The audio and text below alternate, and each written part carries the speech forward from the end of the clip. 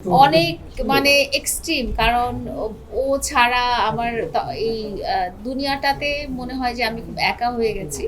অনেক খারাপ লাগে সবখানেই। যেমন আমি এখানে বসে আছি, আমি ফিল করছি যে ও যদি আশেপাশে থাকতো এতক্ষণে দুষ্টামি টুষ্টামি করে একদম আপনাদেরকে হইচই করে একটা অবস্থা করে ফেলতো, এত চুপচাপ থাকতো না। আচ্ছা, ভবিষ্যতে কি নতুন কারোর সাথে অ্যাড হওয়ার না সম্ভাবনা? ভাইয়া, উনি তো নাই করছে। অনেক অনেক অনেক হয়ে গেছে। দিন রাত মিলে মামুনকে কোন সময়টা বেশি মিস করেন? প্রতিটা সময়, প্রতিটা সময়, কারণ আমি যখন থাকতাম না ওর সাথে, হ্যাঁ, তখনও দেখা যেত যে ভিডিও কলে আমি ওকে দেখছি। তো আমার কাছে আমি অনেক মিস করি এই জিনিসটা, আপনারা নিশ্চয়ই বুঝতে পেরেছেন। তাহলে জেলে পাঠিয়েছি।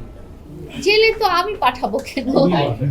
এটা বললাম না, একটা আইনি প্রক্রিয়ার মধ্যে এই পুরো ওভারঅল সিচুয়েশনটা চলে গেছে। এখানে আমি চাইলেও ওকে জেল থেকে বের করতে পারবো, এরকম নাও হতে পারে, বা আমি চাইলেও আপনাকে জেলে দিয়ে দিতে পারবো, এরকম নাও হতে পারে। আমি যে ব্যক্তিটাকে ভালোবাসি তাকে আমি জেলে ভরে ঈদের সময় একা একা ঘুরেছি, আনন্দ করেছি। ঈদের সময় আমি মোটেও একা ঘুরিনি, আনন্দ করিনি। ঈদের সময় আপনারা আমাকে কোথাওই দেখেননি।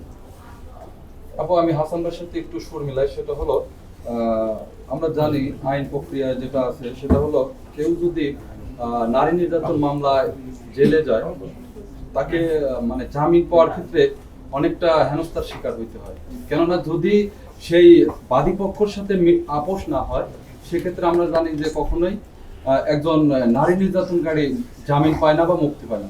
তো সেক্ষেত্রে আমরা বারবারই যেটা আপনার কাছে জানতে চাই সেটা হলো, আপনি এ ধরনের কোনো সহযোগিতা ছিল কিনা যে আপনি তার থেকে? প্রশ্ন বড় হয়ে গেছে। আচ্ছা, উত্তরটা আমি বলে দিই। আবারও আমি বলছি, যেহেতু আইনি প্রক্রিয়াটা চলমান, এটা নিয়ে এই মুহূর্তে আমার কথা বলার কোনো এখতিয়ার নেই। কিন্তু একটা হিন্টস আপনাকে দেই যে ওকে আমি অনেক ভালোবাসি। আচ্ছা আপু, লুকের একটা পরিবর্তন দেখতে পাচ্ছি আপনার।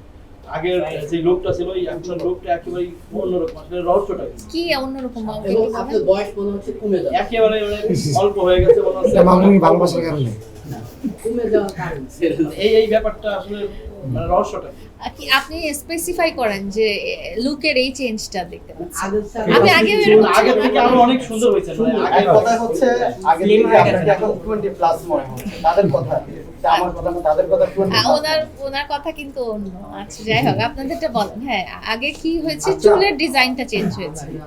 চুলের ডিজাইন মানে সম্পূর্ণ চেঞ্জ। চুল ছোট হয়ে গেছে। চুল ছোট হয়েছে, কেটেছি, দেখেছেন তো। না, সর্বশেষ 20 প্লাস হওয়ার রহস্যটা কি সেটা জানতে চাচ্ছে না। কোনো রহস্য নাই ভাইয়া। আপনারা আমাকে আগের চেয়ে বেশি ভালোবাসতেছেন, এই জন্য আপনাদের চোখে আমার ভালো না, লাগতেছে। অনেক সময় দেখি যে আপনি বিভিন্ন জায়গায় যে ট্রিটমেন্ট করেন ফেসের বিভিন্ন সময়, আসলে এর রহস্যটা কি ওইটা কিনা? আচ্ছা, ফেশিয়াল যে ট্রিটমেন্টটা আছে, অ্যাস্থেটিক ট্রিটমেন্ট, ওইটারও কিন্তু অনেক ইম্প্যাক্ট আছে। যেমন ধরেন আপনারা সেলুনে যেমন যদি আসেন, হ্যাঁ, একটু ফেশিয়াল করেন বা ফেস ক্লিন করেন, সেটা তো দেখবেন যে আপনার স্কিনটা ভালো হয়ে যায়। তো অ্যাস্থেটিক যে ট্রিটমেন্টটা আছে সেটাতেও দেখা যায় যে অনেক ইমপ্রুভ হয়, স্কিনের অনেক ইমপ্রুভ হয়। তো ভবিষ্যতে কি নায়িকা হবেন কিনা? না, না, আপনার একটা গান কিন্তু বিশেষ করে মামুনের সাথে ভাইরাল হয়েছে। হ্যাঁ, এই মিরপুর 1 নম্বর সনিতে করে কাজ করেছিলেন। তো আপনার এই গানটা কিন্তু ব্যাপক সাড়া পেয়েছে।